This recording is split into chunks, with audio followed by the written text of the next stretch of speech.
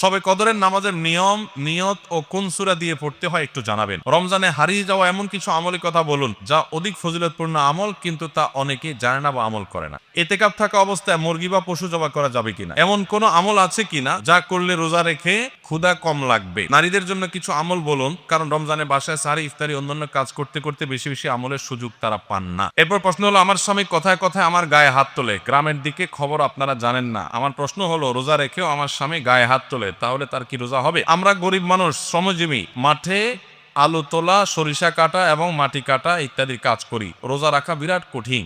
রোজা রাখলে কাজ করা যায়, কাজ নাই ভাত নাই, কি করব তাহলে? কাদের জন্য রোজা রাখায় ছাড় দেওয়া হয়েছে? আমার উপর যখন রোজা ফরজ হয় তখন আমার বয়স 11 বছর ছিল, আমি তখন রোজা রাখি নাই। এখন কিভাবে রোজা রাখবো?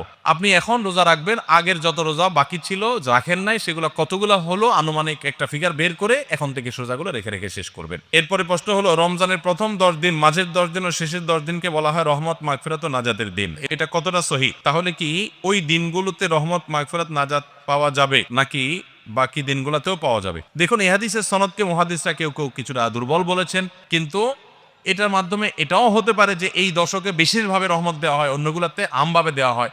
এর মানে এই না যে অন্য দিনগুলোতে রহমত দেওয়া হয় না। কাদের জন্য রোজা রাখায় ছাড় দেওয়া হয়েছে? কাদেরকে রোজা রাখার ব্যাপারে ছাড় দেওয়া হয়েছে? নাম্বার 1, অসুস্থ ব্যক্তি। এত অসুস্থতা যে অসুস্থ অবস্থায় রোজা রাখতে পারে না, তাহলে তিনি পরবর্তীতে রোজা রাখলেও হবে। আল্লাহ বলেছেন ফাইদ্দাতুম মিন আইয়ামিন উখার, অন্য সময় রোজা রাখবে সে। আর যদি একেবারে অক্ষম হয় তাহলে সে ফিদিয়া দিয়ে দিবে, রোজার প্রত্যেকটা রোজার বিনিময়ে একটা করে ফিতরা হিসাব করে দিয়ে দিবে। আর যদি সুস্থ থাকে তাহলে সেক্ষেত্রে সফরে থাকলে তার জন্য রোজার ছাড় আছে। আল্লাহ বলেছেন ফামান কানা মিনকুম মারিদান আও আলা সাফারিন, কেউ যদি সফরে থাকে ওই অবস্থা তার কয়টা রোজা যদি বাদ যায় সফরে থাকার কারণে, ওইগুলো পরে রাখলেও হবে। তাহলে সফর অবস্থা রোজার ছাড় আছে। অসুস্থ অবস্থা রোজার ছাড়া, যদি অসুস্থতা সেই লেভেলের হয়, সামান্য একটু সর্দি কাশি হয়েছে আর ওই অজুহাতে রোজা রাখার সেই সুযোগ কিন্তু নাই। তাহলে এই দুই অবস্থা রোজা না রাখার সুযোগ আছে। আর মেয়েরা তো মাসিক অবস্থা রোজা রাখবেই না, নিষেধ তখন। নারীদের জন্য কিছু আমল বলুন, কারণ রমজানে বাসায় সাহারি, ইফতারি, অন্যান্য কাজ করতে করতে বেশি বেশি আমলের সুযোগ তারা পান না। মা বোনরা ইফতারি, সাহারি ব্যস্ততায় অনেকেই রমজানে ইবাদত বন্দেগীর সুযোগ পান না, তাদের জন্য আমরা বিশেষ কিছু পরামর্শ দিতে পারি। নাম্বার 1, রমজানের আগে থেকে ইফতারের যে আইটেমগুলো আগে থেকে জোগাড় করা যায় সেগুলো আগে থেকে জোগাড় করে, যেমন পেঁয়াজি আইটেম ইত্যাদি অনেক সময় বাটায়া বেটে ফ্রিজে রেখে দেওয়া যায়। যেগুলো আগে করা যায় সেগুলো আগে করে রাখেন যাতে রমজানে বালবন্দি করতে পারেন। সাহারির সময় ভোর রাতে খেতে উঠে সবাই খাওয়া দাওয়া করে রেখে চলে যায়, আমাদের মা বোনরা দেখা যায় থালা বাসন নিয়ে ব্যস্ত হয়ে পড়েন। ওই টাইমে থালা বাসন রেখে, যেটা যেভাবে সেভাবে ঢেকে রেখে আপনি মাশগুল হয়ে যান দোয়াতে সাহারির সময়। এরপরে ফজর নামাজ পড়ে আপনি এবার কাজে লেগে যান। ওই মূল্যবান সময়গুলো নষ্ট করবেন না। আর যখন থালা বাসন ধোবেন বা ইফতার বানাবেন তখনও মনে মনে আল্লাহর স্মরণ, আল্লাহর সাথে কথা বলা, আল্লাহর কাছে দোয়া নিবেদন করা, জিকির আজকার করা, সেই চেষ্টা করতে পারেন। তাহলে ইনশাআল্লাহ আপনাদের রমাদান অর্থবহ হবে। আরেকটা জিনিস হলো, আপনারা রোজাদারদের জন্য খাবার প্রস্তুত করছেন, ইফতার রেডি করছেন, এর কারণে কিন্তু আলাদা সওয়াব পাবেন। এটা আপনাদের জন্য সওয়াব থেকে শূন্য বা খালি কিন্তু না। অতএব নিয়ত করে নেবেন যে আল্লাহ, রোজাদারদের জন্য আমি খাবার তৈরি করছি, আমাকে আপনি সওয়াব দিবেন। ইনশাআল্লাহ আপনারা আল্লাহ তাআলার কাছে আজর এবং বিনিময়ে পাবেন। এবং মেয়েরা যদি মাসিক অবস্থায় থাকেন, রোজা না থাকে, ওই অবস্থায় তারা ইসলামী বই পুস্তক পড়তে পারেন এবং বিভিন্ন ভালো ভালো বই পুস্তক পড়তে পারেন, জিকির আজকার করতে পারেন, ইস্তেগফার এবং দোয়া দরুদ করতে পারেন। এরপর প্রশ্ন হলো, আমার স্বামী কথায় কথায় আমার গায়ে হাত তোলে, গ্রামের দিকে খবর আপনারা জানেন না। আমার প্রশ্ন হলো, রোজা রেখেও আমার স্বামী গায়ে হাত তোলে, তাহলে তার কি রোজা হবে?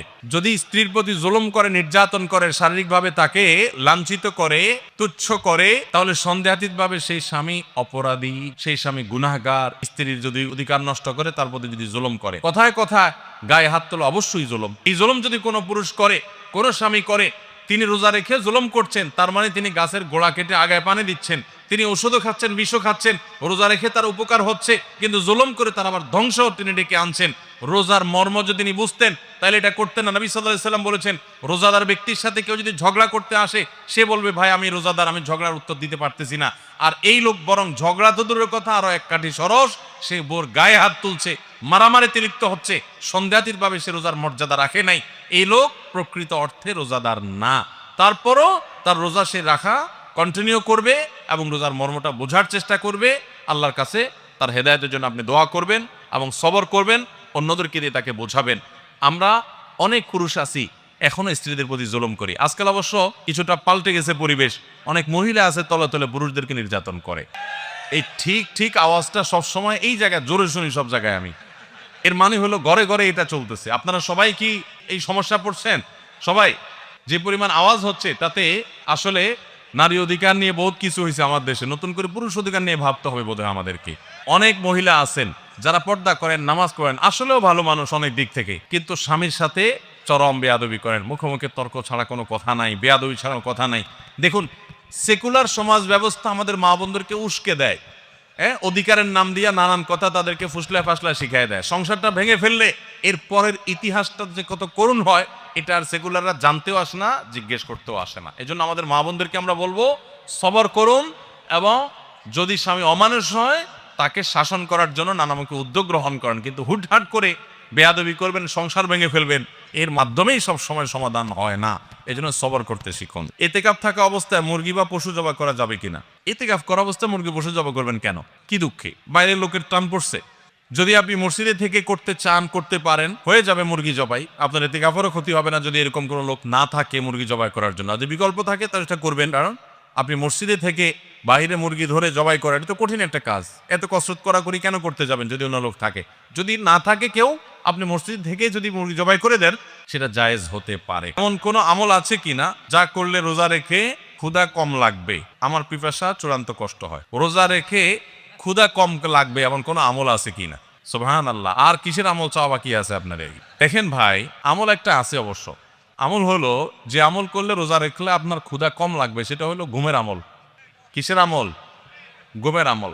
ফজর নামাজ পড়ে এশরাক পড়ে যদি ঘুম দেন, কাজকাম যদি না থাকে, বেকার পাবলিক হন, জোহর পর্যন্ত দিলেন ঘুম, জোহর পড়ে আবার দিলেন ঘুম, আসর পর্যন্ত ঘুমাইলেন, আসর পরে ইফতারের টাইম হয়ে যাবে। তাহলে এটা একটা সহজ আমল, যে আমলে বোঝা যায় যে আপনার ক্ষুধা অনুভব হবে না, কম লাগবে ইনশাআল্লাহ। এখন যদি এত পেট পাগল হন যে হুজুর ক্ষুধা চড়ে তো ঘুমিয়ে আসবে না, তাহলে আর কোনো ওষুধ নাই। আমার আমরা চাই কি জানেন? আমরা চাই হলো, আল্লাহ দুনিয়াতেও আমার দিবা টয়টম্বর, আখেরাতেও টয়টম্বর দিব। আমি কোনো কষ্ট করতে রাজি না, আমি কোনো গুনাহ থেকে বাঁচতে রাজি না, আমি জান্নাতও চাই, আমি সবই চাই। আপনি রোজা রেখে ক্ষুধার কষ্টটা একটু সহ্য করবেন, এর বিনিময়ে তো আপনি জান্নাত পাবেন। এখন আপনি চান না ক্ষুধার কষ্ট আমি সহ্য করব না, আবার জান্নাতও আমি চাবো? কেমন কথা ভাই? সামান্য একটু ক্ষুধার কষ্ট আপনি সহ্য করতে রাজি না। এই রমাদানে ফিলিস্তিনের মানুষগুলো ইফতার করার মতো খেজুর তাদের কাছে নাই। খেজুর তো দূরের কথা, ইফতার তো দূরের কথা, সাহারিতে একটু সামান্য পানি খাবে শান্তিপূর্ণভাবে, সেই ব্যবস্থাটুকু তাদের ধ্বংস করে ফেলা হয়েছে। এরকম একটা সমাজে দাঁড়িয়ে সামান্য একটু রোজার সময় সাহারি ঠিকই খাবেন পেট ভরে, আপনি একটু কষ্ট হবে, সেই কষ্টটা পর্যন্ত সহ্য করতে রাজি না। আপনি কোন মুখে আল্লাহর কাছে জান্নাত আশা করবেন? দাবি করবেন অনন্ত অসীমকালের সুখের ঠিকানা, এই দুনিয়ার সমান 10 দুনিয়া কমপক্ষে, এর বেশিও হতে পারে, এরকম জান্নাত আল্লাহর কাছে আপনি ডিমান্ড করবেন, দোয়া করবেন, চাইবেন কোন মুখে? যে রোজার কষ্টটা আপনি সহ্য করতে রাজি না। আল্লাহর কাছে দোয়া করেন যে আল্লাহ আপনি আমাকে সবরের তৌফিক দান করুন। শবে কদরের নামাজের নিয়ম, নিয়ত ও কোন সূরা দিয়ে পড়তে হয় একটু জানাবেন। শবে কদরের নামাজের আলাদা কোনো নিয়ম নেই যে 2 রাকাত করে অমুক সূরা এতবার পড়তে হবে অমুক রাকাতে, এরকম কোনো কথা নেই। লাইলাতুল কদর বা শবে কদর হিসেবে রমজানের শেষ দশকের সবগুলো রাতে না পারলে বেজোড় রাতগুলোতে 21, 23, 25, 27, 29 এই রাতগুলোতে বিশেষভাবে ইবাদত বন্দেগী বেশি বেশি করবেন। 2 রাকাত করে যত পারেন নামাজ পড়বেন, আস্তে আস্তে পড়বেন, ধীরে ধীরে পড়বেন, লম্বা লম্বা কেরাত সিজদা খুব ভালোভাবে করার চেষ্টা করবেন। যেই কোনো সূরা দিয়ে পড়তে পারেন। সূরা যদি 1 রাকাতে কয়েকটা পড়েন বা একই সূরা বারবার পড়েন সেটাও করতে পারেন, কিন্তু নির্দিষ্ট কোনো সূরা পড়তে হবে, নির্দিষ্ট কোনো নিয়ম নেই। রমজানে হারিয়ে যাওয়া এমন কিছু আমলের কথা বলুন যা অধিক ফজিলতপূর্ণ আমল, কিন্তু তা অনেকেই জানে না বা আমল করে না। 4টি আমলের কথা বলতে পারি। 4টি আমল আমরা অনেকেই গুরুত্ব দেই না, অথচ সে আমলগুলো আমাদের পুরো রমাদানকে সম্পূর্ণ সার্থক করে দিতে পারে, অর্থবহ করে দিতে পারে, রমজান সাকসেস করে দিতে পারে। সে 4টা ভিতরে প্রথম এবং 1 নম্বর যেটা বলতে চাই তা হলো, রমজান মাসে রোজা রেখে এবং রাতের বেলা পুরো রমজান জুড়ে সকল প্রকার পাপাচার, কাউকে কষ্ট দেওয়া, গালি দেওয়া, হক নষ্ট করা, সব ধরনের গুনাহ থেকে, গীবত শিকায়াত করা, চোখের গুনাহ, সোশ্যাল মিডিয়া ইত্যাদি সবগুলো থেকে বেঁচে থাকবেন। প্ল্যান করে যে কোনো মূল্যে, প্রয়োজনে আমি আইডি ডিঅ্যাক্টিভ করে ফেলবো, অ্যাপ ডিলিট করে ফেলবো, তারপরও সব ধরনের গুনাহ থেকে বেঁচে থাকবেন। এটা হলো রমজান সার্থক করার সবচেয়ে গুরুত্বপূর্ণ কাজ। 1। 2 নম্বর হলো, রমজানে আমরা অনেকে কোরআন পড়ি কিন্তু কোরআন শোনাশুনি করি না। হাফেজরা করে অবশ্য। নবী করিম সাল্লাল্লাহু আলাইহি ওয়াসাল্লাম রমজানে শোনাশুনি করতেন, এটা একটা হারিয়ে যাওয়া সুন্নাহ বলতে পারি। জিবরিলকে তিনি শোনাতেন, আবার জিবরিলের কাছ থেকে তিনি শুনতেন। এজন্য আপনি কোরআন পড়বেন, আপনার স্ত্রী শুনবে, আবার স্ত্রী পড়বে, আপনি শুনবেন। স্ত্রী বলে কোনো কথা নয়, এরকম একে অন্যের সাথে কোরআন শোনাশুনি করবেন, এটা একটা হারিয়ে যাওয়া আমল। 3 নম্বর হলো রমজানের শেষ 10 দিন এতেকাফ করবেন।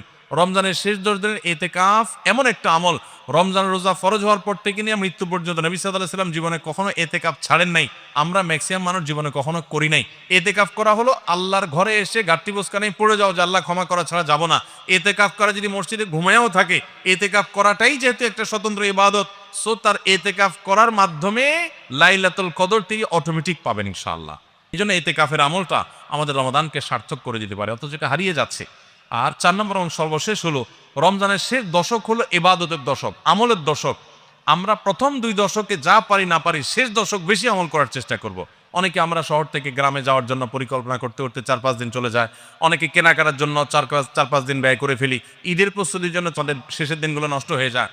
এগুলো না করে আল্লাহর ওয়াস্তে শেষ দশককে ইবাদতের জন্য রিজার্ভ করে ফেলি, গোটা ফ্যামিলি সহ ইবাদত বন্দেগী করি, রমজানটাকে আমরা উপভোগ করতে পারবো ইনশাআল্লাহ। এটা আমাদের জন্য তৃপ্তির রমাদান হবে। আল্লাহ আমাদেরকে তৌফিক দান করুন। তাহলে 4টি আমলের কথা বলেছি, সকল প্রকার গুনাহ থেকে বেঁচে থাকা, কোরআন শোনাশুনি করা, এতেকাফ করা এবং রমজানের শেষ দশকে বিশেষভাবে ইবাদতের পরে যত্নশীল হওয়া, শেষ দশকে সকল ব্যস্ততা কমায় দেওয়া।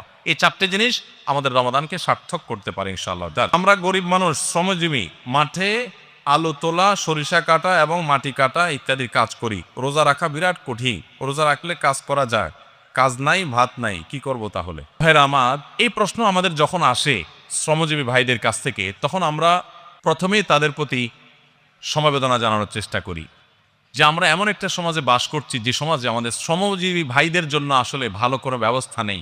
অনেকেই এমন আছেন যে দিন আনেন দিন খান, কাজ না করলে তার পেটে ভাত নাই।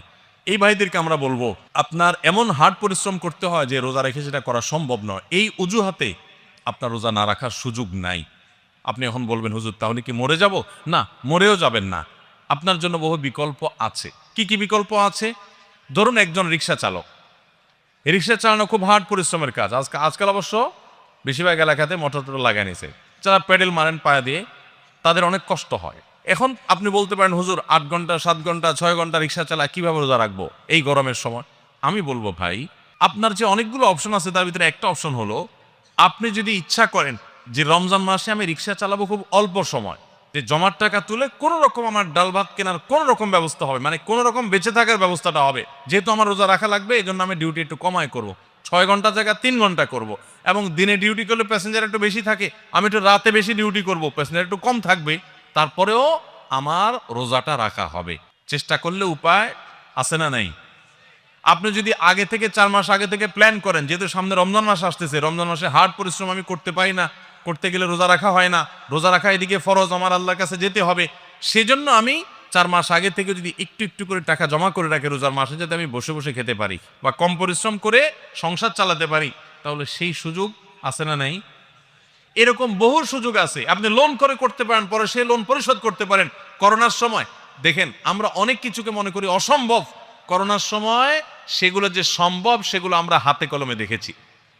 যখন কোয়ারেন্টাইনের সময় রিক্সা চালকদের রিক্সা বন্ধ ছিল, তখন কিভাবে চলেছেন? মাসকে মাস, বছর জুড়ে যদি চলতে পারেন, এখন 1 মাস চলতে পারবেন না।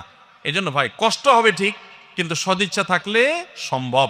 আর যারা যত বেশি পরিশ্রম করবেন, আপনি শ্রমজীবী মানুষ, অভাবী মানুষ, আপনার শ্রম অনুযায়ী আল্লাহ তাআলা আপনাকে বিনিময় দেবেন ইনশাআল্লাহ। যারা যত বেশি কষ্ট করবেন, ওই ধনীদের রোজার চাইতে আপনার রোজার মর্ম আল্লাহ তাআলার কাছে অনেক বেশি।